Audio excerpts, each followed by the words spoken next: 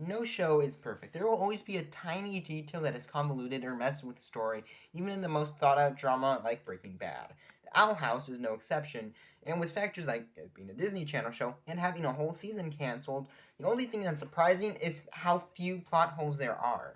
After 4 or 5 viewings of The Owl House and many episodes on their own, I've picked up on a lot of these plot holes, and I have done research into some of my hunches to find these mistakes. This is all for fun. I don't mean any harm to Dana Terrace or the crew behind the show. These are just some things I noticed and I really wanted to share because I thought they were either funny or interesting. The first plot hole is Covens. As we all know, there are 9 big covens, but there are actually many more. In the episode convention, we find that there are many other covens for everything like the big dog coven, small cat coven, baker's coven. But here's the problem. As we find out in Hollow Mine, Bellows carefully made the coven so he can limit the power of other witches, but also so he can give them the sigils for day immunity. So how can hundreds of other sigils for different covens be made?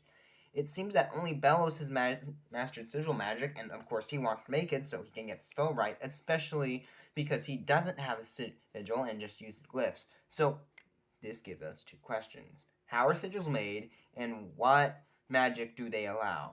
I don't think these are cases of the Bad Girl Coven where it's just a title and members are wild, but they're an official event hosted by the Emperor's Coven.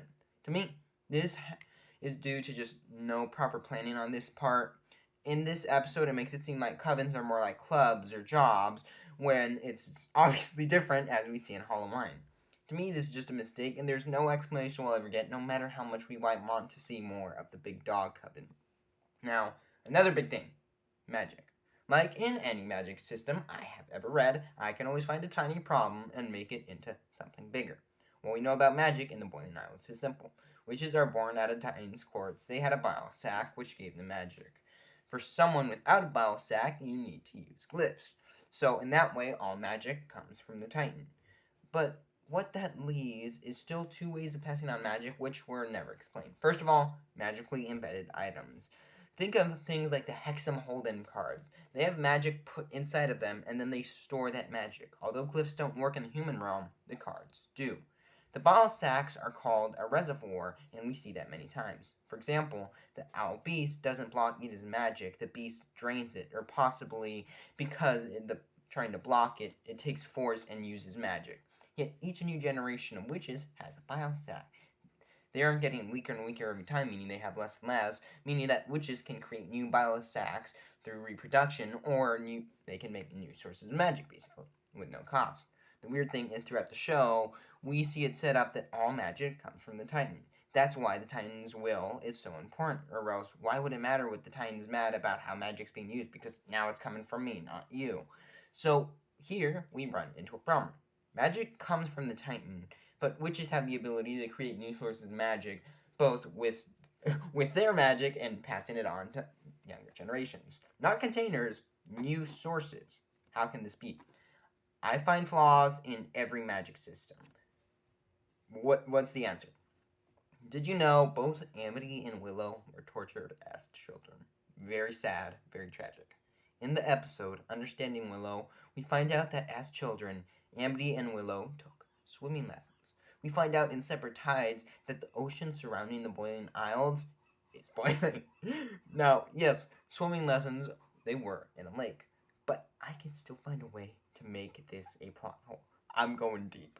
First of all, a lake needs to be surrounded by land, but that doesn't mean it can't connect to other bodies of water. Most lakes actually flow to the ocean. And in addition, we see the rib cage on both sides of the lake, meaning the lake must be somewhere along that river at the center of the Boiling Isles, since there aren't many lakes on the map past the river. But even if that doesn't count to you, there's still boiling rain. There is no way that the boiling water is ocean specific because the rain is at boiling temperature as well. So now what that means, whether the lake is open or closed, connected to the ocean or not, the water is still most likely boiled. Now I think that this plot hole is one with a very reasonable solution. We find out that Willow wants to play hooky and not go swimming, so they build a fort and even try to hide from it. This must be them running away from torture. Stop. Another dumb thing I noticed can be found in the episode Labyrinth Runners, one of my favorite. We know that Gus gives Hunter his lunch, right? Very wholesome scene. Well, yes, but possibly no, because we have a lore-shattering plot hole, which will change your whole perspective on the show. When we first see Gus's lunch, it's a paper sack. Nothing new, no, but when he gives it his lunch to Hunter, it is a walrus-shaped bag. As I said, lore breaking. It is never addressed, and the only possible explanation doesn't even make sense. One way you could explain it is the paper sack in the cafeteria because he's scared of getting bullied, but he's eating with Amity and Willow. They wouldn't bully him, and they would defend him from bullies, so there's no reason to make an allusion onto his lunch bag. In addition, it would be impractical because the whole of the walrus and the paper bag are in different spots. The paper bag is on top and the walrus are on the side. So if you try to stick your hand through, everyone will know that you're hiding something, which will make him look even more sus and probably make him get bullied more. To me, this plot hole completely destroys all the consistency in the Owl House and just about ruins the show for me entirely. And finally, a plot hole so dastardly, so horrible, that it ruins the show. But as we know, Hootie doesn't have hands. This boy, look, he's a circle. Doesn't have hands. Yet, in episode 14 of season 1, the episode called The Really Small Problems, we have a really massive problem. Hootie puts on clothes with no external help. In the Hootie and Fly scene, very iconic, everyone loves it, we notice Hootie is wearing glasses, a hat, and has sunblock on his nose. For glasses, you need ears. Not to mention, you need hands for putting all these articles of clothing on, and especially the sunscreen. You need to put your finger on there. So, there are many other instances like this in the show where Hootie does something which he probably needs hands for. So, does Hootie have telekinesis? Is he still connected to the Titan and can he do magic? That's an unanswered question if he's from the Titan. Either way, we need an answer, and I have already lost too much sleep worrying about this massive plot hole. Please answer it, Dana. Please. I hope you can tell this video was only meant for fun. While writing my unanswered questions video, I stumbled on things which weren't unanswered, but more of plot holes even if they were small things like Hootie, and from there I just had fun finding dumb plot holes.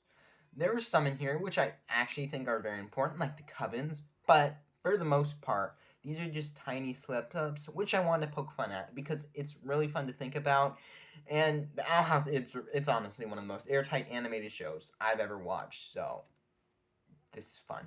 Anyways, though, that's all I have to say. What crazy plot holes have you found, and am I just dumb? Did we understand that Hootie does have arms or something like that? Were they resolved?